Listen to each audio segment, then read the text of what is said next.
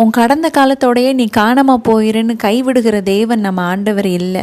அவர் கையை பிடிச்சு தூக்கி விடுகிற தேவன். அதனால் கடந்த கால சிந்தனையை விட்டு வெளியே வாங்க. கர்த்தர் உங்களுக்காக புதிய காரியத்தை செய்வார். கடந்ததை நினைத்து